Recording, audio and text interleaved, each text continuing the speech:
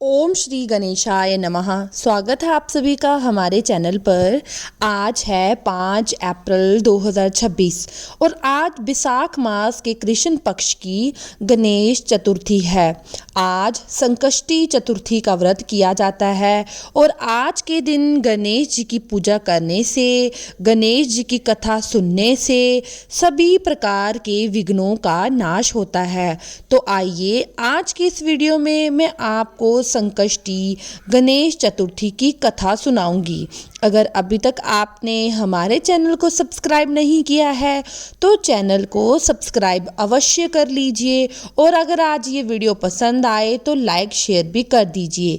तो शुरू करते हैं वैशाख मास में सुनी जाने वाली संकष्टी चतुर्थी व्रत की कथा। एक समय की बात है, ऋषि गणों ने भगवान स्वामी कार्तिकेय जी से पूछा, हे प्रभु, दरिद्रता और कुष्ठ आदि रोगों से महादुखात एवं वैरियों द्वारा राज्य से जीवित किए गए शुभ आकांक्षी सभी नरेशों को क्या करना चाहिए? हे सकंद, सभी उपद्रवों से पीड़ित और विद्यापुत्र, ग्रह और धनहीन शुभकांक्षी मनुष्यों को क्या करना चाहिए? वह कर्तव्य या उपाय बताएं जिससे उन्हें क्षेम और अर्थ की सिद्धि हो जाए। ये सुनकर सकंद जी बोले, हे ऋषिगणों, सावधान होकर सुनो, मैं एक श्रेष्ठ व्रत बतलाता हूँ। संकट नाशक गणेश उसका नाम है। वे इस लोक और परलोक दोनों में सुखदाई हैं। प्राणी इसी उपाय से भूमंडल पर सभी कष्टों से पार हो जाते हैं। इस व्रत को देवकी पुत्र कृष्ण ने क्षेम और अर्थ सिद्धि हेतु धर्मराज को दिया था, जबकि वह वन में दुख पा रहे थे। जैसे ही गणेश जी ने अपनी माँ को सुनाया था, वैसे ही श्री कृष्ण भगवान ने द्वापरों में पांडवों को सुनाया था। वही मैं आज तुमको सुनाता हूँ, सो ध्यान पूर्वक सुनो। गणेश जी से पार्वती जी ने पूछा, वैशाख महीने की कृष्ण पक्ष की जो संकटा नामक चतुर्थी कही गई है, उस दिन कौन से गणेश जी का किस प्रकार पूजन करना चाहिए और उस दिन भोजन में क्या लेना चाहिए? गणेश जी बोले, माता, वैशाख कृष्ण चतुर्थी के दिन व्रत करना चाहिए। उस दिन वक्रतुंड नामक गणेश जी की पूजा करके भोजन में कमल गट्टे का हलवा खाना चाहिए। हे माता, द्वापर युग में राजा युधिष्ठिर ने इस प्रश्न को पूछा था और उसके उत्तर में जो भगवान श्री कृष्ण ने कहा था, मैं उसी इतिहास का वर्णन करता हूँ, सो आप श्रद्धा पूर्वक सुने। भगवान श्री कृष्ण बोले, राजन युधिष्ठिर, इस कल्याणदायी चतुर्थी का जिसने व्रत किया और उसे जो फल प्राप्त हुआ, मैं उसे कह रहा हूँ।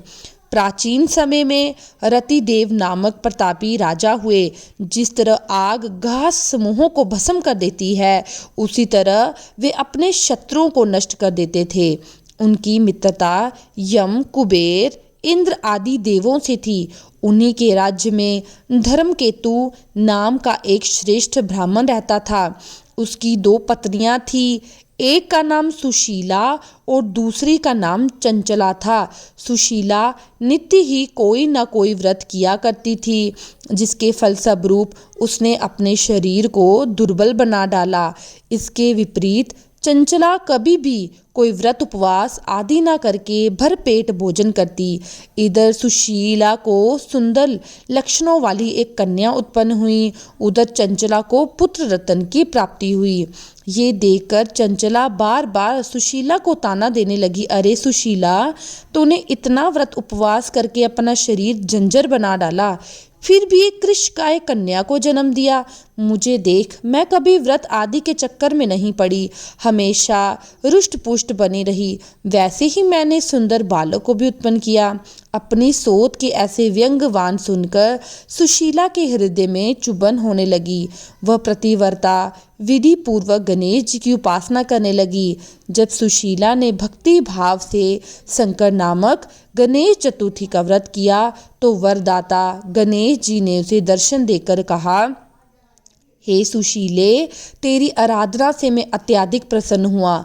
मैं तुम्हें वरदान देता हूँ कि तेरी कन्या के मुख से निरंतर मोती और मूंगा प्रवाहित होते रहेंगे। हे कल्याणी, इससे तुझे सदा प्रसन्नता रहेगी।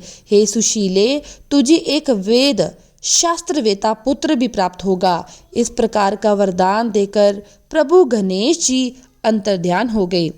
वरदान प्राप्ति के परिणाम स्वरूप उस कन्या के मुख से हमेशा मोती और मूंगा जलने लगे। कुछ दिनों के बाद सुशीला को एक पुत्र भी उत्पन्न हुआ। इसके बाद धर्मकेतु स्वर्गवासी हो गए। उसकी मृत्यु के बाद चंचला घर का सारा धन लेकर दूसरे घर में जाकर रहने लगी, लेकिन सुशीला पति के घर में ही रहकर पुत्र और पुत्री का पालन पोषण करने लगी। उस कन्या के मुख से मोती मूंगा गिरने के परिणाम स्वरूप सुशीला के पास अल्प समय में ही बहुत सारा धन इकट्ठा हो गया। इधर चंचला उससे ईर्ष्या करने लगी। एक दिन हत्या करने के उद्देश्य से चंचला ने सुशीला की कन्या को कुएं में धकेल दिया। उस कुएं में गणेश जी ने उसकी रक्षा की और वह बालिका कुशलतापूर्वक अपनी माता के पास वापस लौट आई। उस बालिका को जीवित देखकर चंचला का मन उद्रित हो उठा। वह सोचने लगी, जिसकी रक्षा ईश्वर करता है उसे कौन मार सकता है। इधर सुशीला अपनी पुत्री को दोबारा प्राप्त करके प्रसन्न हो गई। पुत्री को छाती से लगाकर उसने कहा, श्री गणेश जी ने तुझे पुनर्जीवन दान दिया है। अनाथों के नाथ गणेश जी ही सबकी रक्षा करते हैं। इधर चंचला अपनी गलती पर पछताते हुए आकर सुशीला के चरणों में गिर पड़ी। सुशीला के आश्चर्य का कोई ठिकाना नहीं रहा। चंचला हाथ जोड़कर कहने लगी, बहन सुशीले, मैं अत्यंत ही पापीन और दुष्टा हूँ। कृपा करके मेरे अपराधों को क्षमा कीजिए। आप दयावती हैं। आपने दोनों कुलों का उद्धार किया है।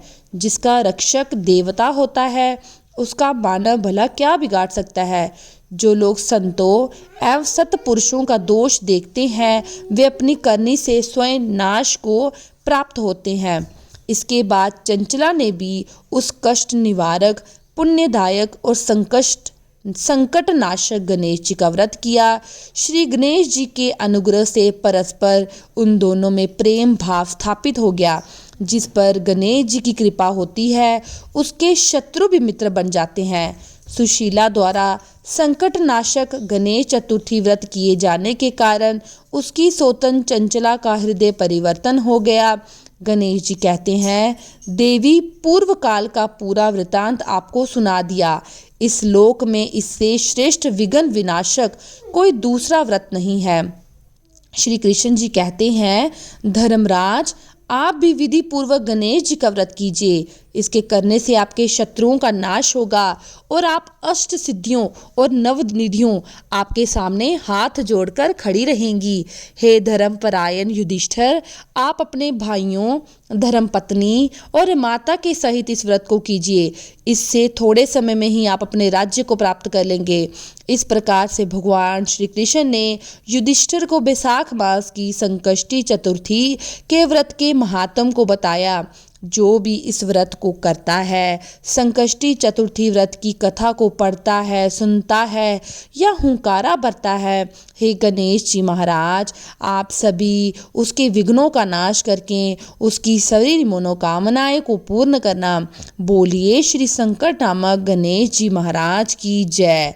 गणेश जी महाराज की जय। आप सभी भक्तों को बैसाख मास संकष्ट चतुर्थी की मेरी तरफ से ढेर सारी शुभकामनाएं। अगर आपको वीडियो पसंद आती है चैनल को लाइक, शेयर और सब्सक्राइब करना ना भूलें और कमेंट सेक्शन में ओम श्री गणेशाय जरूर लिखें।